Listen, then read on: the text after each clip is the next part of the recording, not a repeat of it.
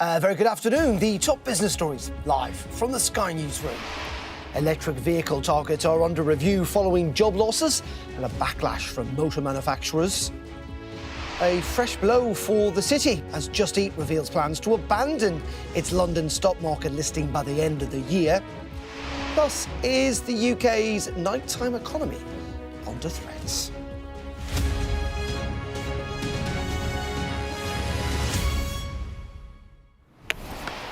A very good afternoon and welcome to Business Live with me, Darren McCaffrey. We're just going to bring you some breaking news that's come into Sky in the last couple of minutes. And it is a statement that's come from the President-elect Trump-Vance transition team, who have issued a statement talking about threats and targeted violence that have been issued over the last 24 hours or so. The statement reads that last night and this morning, several of President Trump's cabinet nominees and administration appointees were targeted in violent, un-American threat to their lives and those who live with them. Apparently, they ranged from bomb threats to so-called swatting, which is apparently when you call out the emergency services in a hoax call.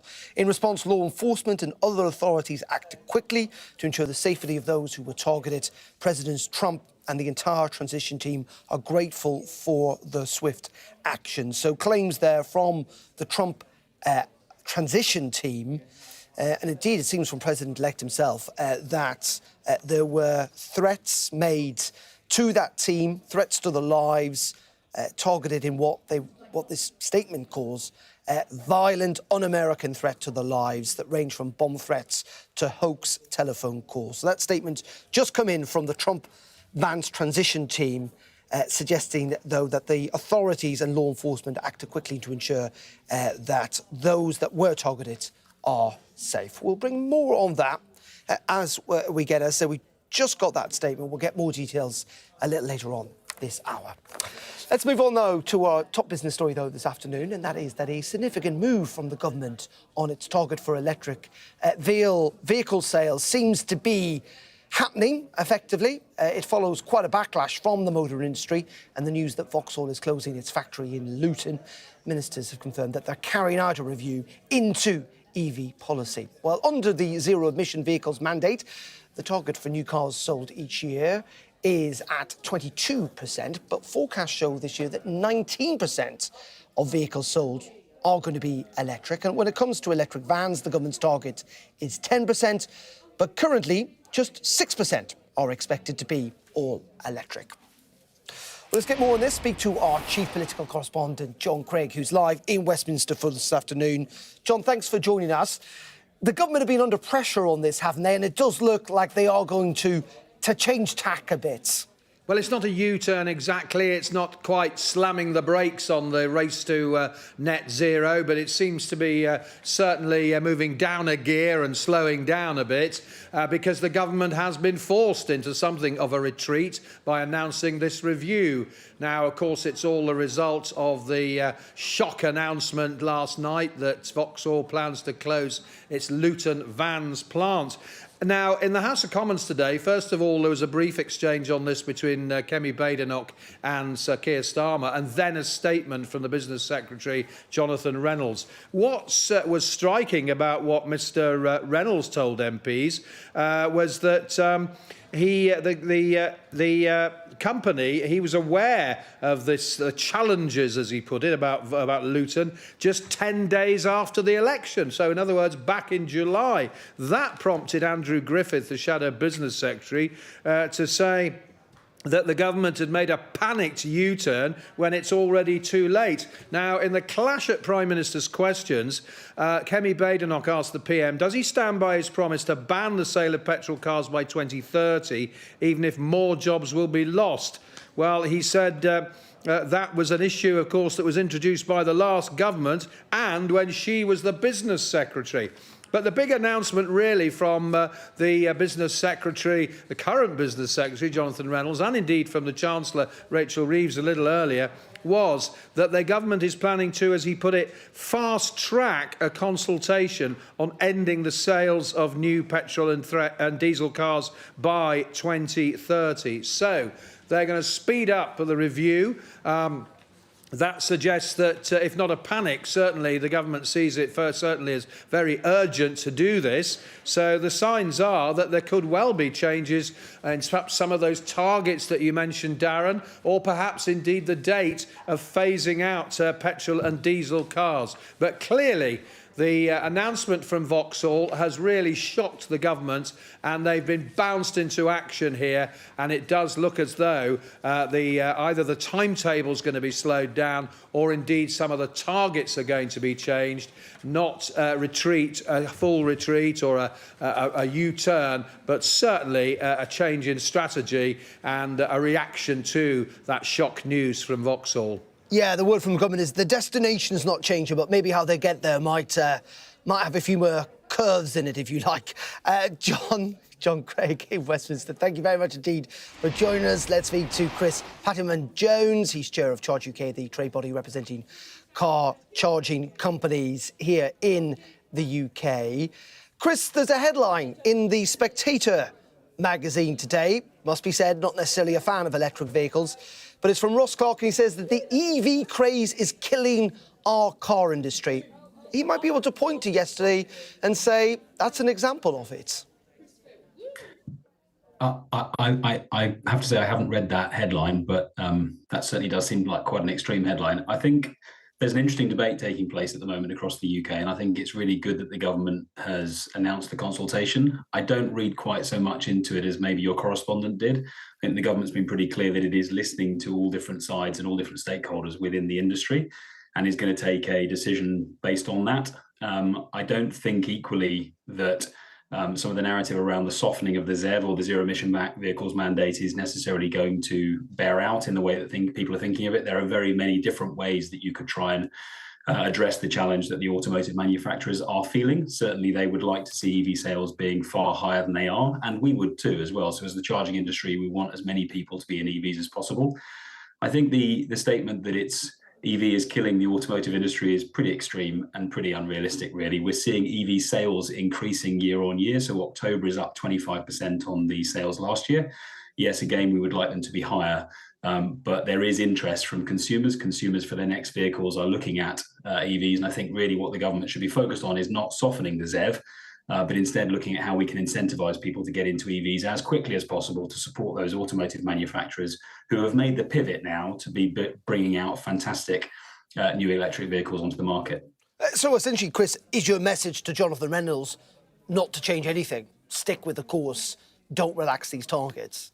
Yeah, I don't think the zero-emission vehicles mandate is the challenge here. And I don't think the EV charging infrastructure is a challenge here. And indeed, you've probably seen a change in narrative over the last 12 months from many in the industry sort of suggesting that there wasn't enough EV charging points out there. We've seen a huge growth. We're in a boom essentially at the moment in terms of EV charging points, one being deployed every 25 minutes.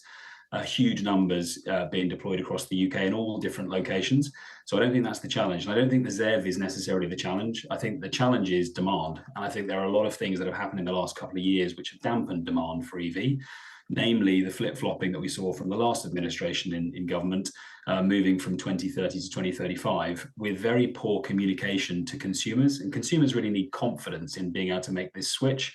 Consumers and fleet operators also need that confidence. So I would hope at the end of this process, this consultation, which is welcomed, that we come out and we see the UK government with a very strong statement that they are going to be meeting the 2030 timeline, giving confidence to the automotive manufacturers to how we're going to do it, and really importantly, offering incentives, confidence, education potentially to drivers who are wanting to make the switch but are continually reading negative newspaper articles. I suppose, looking at this from the outside, the solution to me could be that you maybe relax these targets a little if it's genuinely threatening people's jobs, that, certainly Vauxhall might have seemed to suggest yesterday. But at the same time, that the government actually bring in genuine incentives to try and boost sales. Wouldn't that be potentially a compromise? I don't think you necessarily, my view is I don't think you necessarily need a compromise at the moment. I think the ZEV works. I think what you do need to do is to try and drive demand. I think the problem with any softening of the ZEV, so anything which results in fewer EVs on the roads by 2030, causes all kinds of problems. You then sort of move into a challenge where the investment into EV charging infrastructure, which remember is a prerequisite for us to be selling EVs. And 12 months ago, there was a question of whether there is enough EV charging points. The industry has invested to deploy charging points. That is made on a assessment that we're going to be seeing EV sales out there. If you soften the ZEV, then you start to question some of those investments, which means the investment into EV charging points goes slower. It makes it harder to sell EVs. So you get into a spiral. I think by contrast, if you stick to the ZEV and instead really incentivize people to make the switch, the targets become an awful lot easier to hit. If you soften the ZEV, you again put out a negative message to consumers that despite the technology being fantastic, despite the fact that the EV charging infrastructure is exploding, there is just so many of them going out all the time at the moment, despite all those great things, you get a negative message from the government that you're softening. Instead, a really positive message from government that would give people the confidence to switch is, we're sticking to the ZEV, we're moving from 2035 to 2030, and we're going to help you to make this transition as easily as possible. That would be really positive. OK, Chris, thank you for that. That's Chris Paddyman-Jones from Charge UK. Thank you very much. OK, let's bring you up to date with some of the rest of the day's stories today. And Just Eat has revealed plans to abandon its London stock market listing by the end of the year, dealing a fresh blow to the city. The Netherlands-based food delivery firm said the decision would allow it to cut costs and complexity. It would be the latest big company, including travel giant TUI and Flutter Entertainment, to leave the London Stock Exchange in recent months. Shoppers have been left disappointed after discovering empty shelves in Morrison stores across the country. A number of customers hit out at the supermarket and social media, saying the lack of products was absolutely diabolical. Fruit and veg sections appear to be particularly sparse, with photos showing dozens of empty crates sitting on the shelves. And if you'd like more on that story, and indeed the rest of the day's business news, just scan the QR code on your screen right now. Now, London's historic Smithfield Meat Market is set to shut after almost 900 years of trading. The City of London Corporation has voted to stop operating both Smithfield and the famous Billingsgate Market that sells fish. Well, earlier I spoke to the policy chairman at the corporation, Chris Hayward, and asked him why. We have a very ambitious master plan for Smithfield going forward to develop it into a major, not only commercial, but cultural area. You know, we've seen what regeneration in other parts of London has done. King's Cross is a great example, frankly, to point to. And in the case of Billingsgate, that's a site which will allow 4,000 homes to be built. And frankly, there is a crying need for more housing in London, as we know. So, of course, there's a tinge of sadness in some ways at the end of the historical moment for Smithfield Market. But also, you know, our net zero policies mean we can't really have big diesel lorries trundling through the streets of the city throughout the night. Well, in another sign of how the capital is changing, there is a warning that its nightlife could be under threat, as Londoners are finding it increasingly hard to find a place to go after midnight. Not great at this time of the year. Let's speak to Cameron Deshanti, who is a co-founder of Little Door & Co. And operates from the heart of London's nightlife in Soho. Very good afternoon to you. You know, a lot of people get very frustrated, don't they? And things are changing. We know entertainment venues, particularly in the capital, have shut down in recent years. Just how bad is it out there?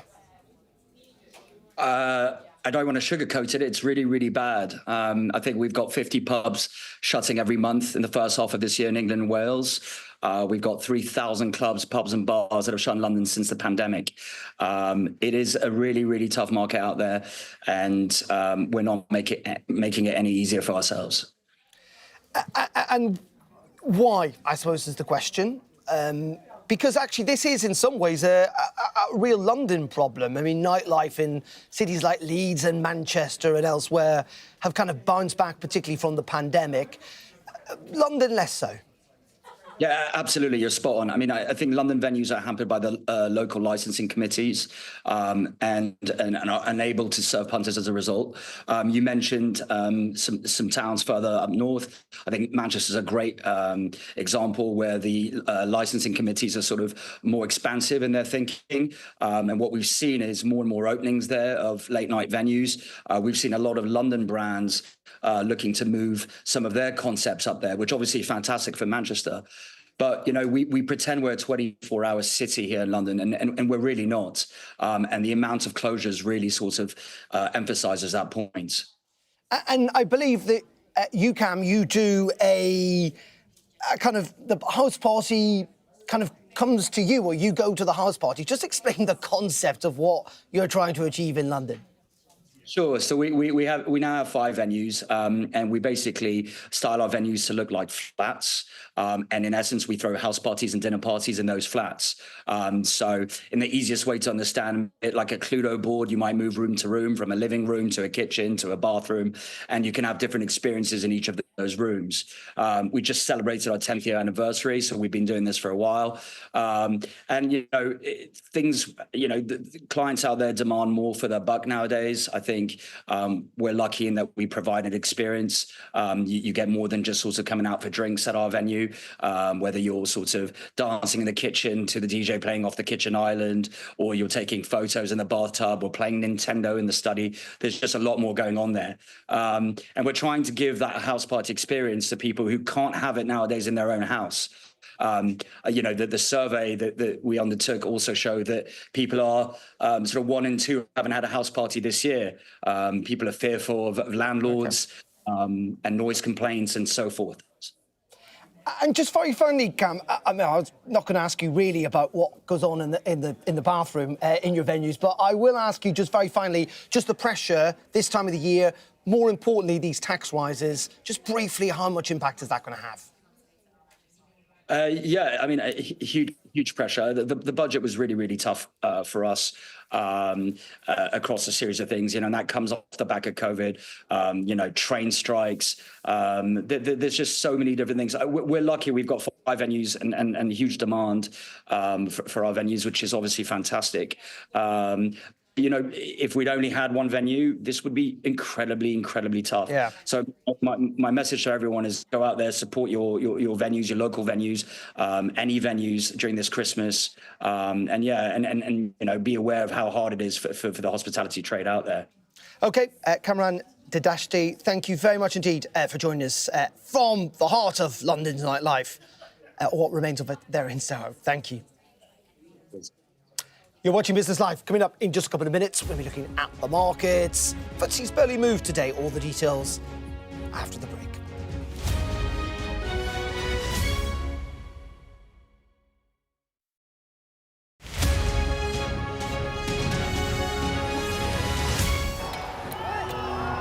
Prime Minister Modi is the most popular politician in the country.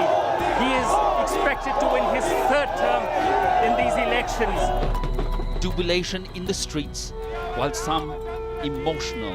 This is a political victory for Prime Minister Modi and his Hindu Nationalist Party, a promise fulfilled. I'm Neville Lazarus, and I'm Sky's reporter based in Delhi. He paid over 50,000 to traffickers to get him to America.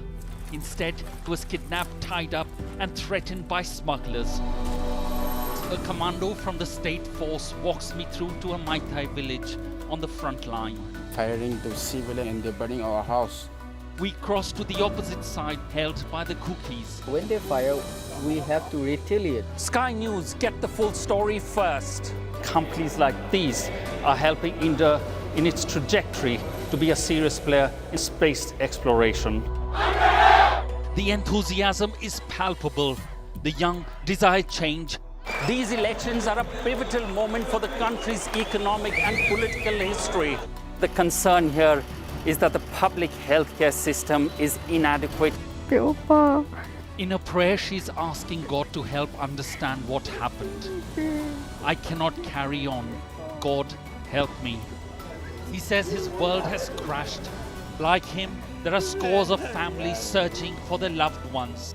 Too often have families endured such tragedies for the negligence not only by the administration, but also by spiritual people in this country. Free, wherever you get your news. Even though it has few seats in Parliament, Kashmir is symbolic and very significant. It's often been called a nuclear flashpoint. Our app gives you the very best of Sky News wherever you are. Breaking news, videos and analysis. Evidence of the crisis. Podcasts watching us live. I'm live in Jerusalem. Wherever you get your podcast. All in one place and all at just the touch of a screen. The Sky News app. Get the full story first.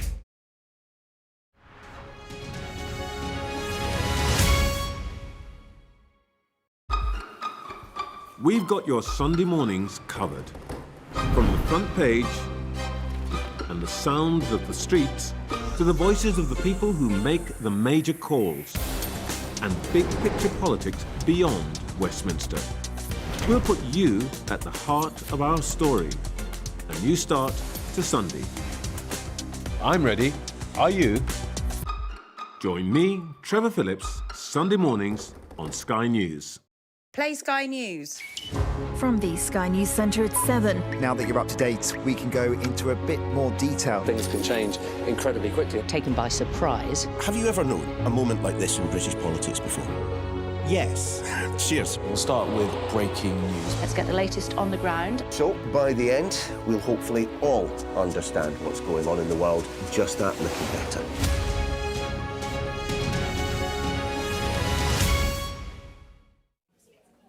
Right, let's take you through the markets on this Wednesday afternoon. And stocks on Wall Street have taken a bit of a hit with US inflation ticking higher. In Europe, the markets have closed down across the board, a sea of red there. And here in London, the FTSE 100 has closed just very marginally up. EasyJet has helped that. Those shares are up today down. They're being down, actually, at 0.2%, despite that big jump in profits. On the currencies, the pound is up against the dollar, recovering some ground up to 127 and also up against the euro.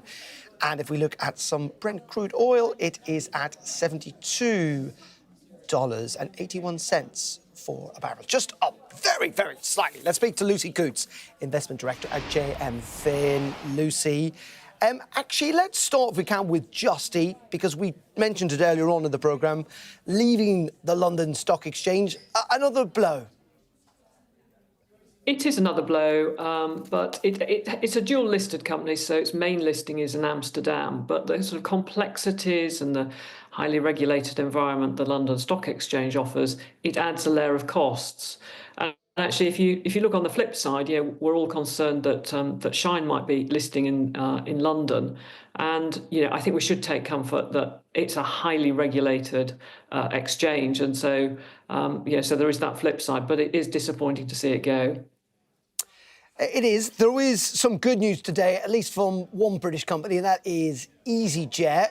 They're doing pretty well at the moment, maybe looking at £1 billion a year in terms of profits. People are very keen to travel, aren't they? And particularly to go, it seems, on an EasyJet holiday. Yeah, indeed. So really good numbers, but slightly lower than the market had expected. The shares were up during the day, but actually they've closed down a bit, as you earlier said. But the sort of strong demand for travel continues, and certainly one of its levers for growth is the sort of package holidays element of the business, which actually has seen its revenues go up 56%, and it's contributing sort of almost a third of the operating profits. So really strong elements, and it's a good handover for the new CEO. Of course, who is moving on. Let's good news at Aston Martin. It's issuing its second profit warning this year. Yeah, it is. It's also done a debt raise, and it's got new equity as well. But the delays seem to have come from the delivery of its new models in Valiant. It's got weak consumer demand in China, and it's going to be making 1,000 fewer vehicles in the year. But it does have, the shares are only down 6%, which could be a surprise given the news. But actually, the money it's raised will see it through for at least 12 months. So that's a good bit for investors. And talk me through Pets at Home. They also are offering or talking about warnings over their profits. Yeah, I think the share price reaction, they're down 15%, is really harsh. We've got, it's outperformed actually in a very subdued market where the consumer's under pressure, and it's in the post-pandemic sort of pet boom that we've seen. But, and it's also having to absorb the minimum wage increases coming through in the budget. But, it's actually seen revenues up nearly 2%. The retail element is only up 0.1%, so that's very, very weak. But the veterinary business is really growing strongly, and that's up nearly 19%. So I think it's got lots of levers to pull. I think, the share price reaction is a bit harsh. It's a good business and it's well managed, and I think it'll, and its costs are being controlled. So we shall wait and see how it goes for the second half of the year. OK, Lucy, thank you very much for that. Lucy Cootes there from JM Fin. Thank you. Well, that is it from me on Business Live for today. Of course, we're back tomorrow morning at 11:30. Do join me then if you can. Up next, it is the News Hour with Mark Austin, the latest on that ceasefire in the Middle East. Stay tuned for that. From me, for now, though, a very good afternoon.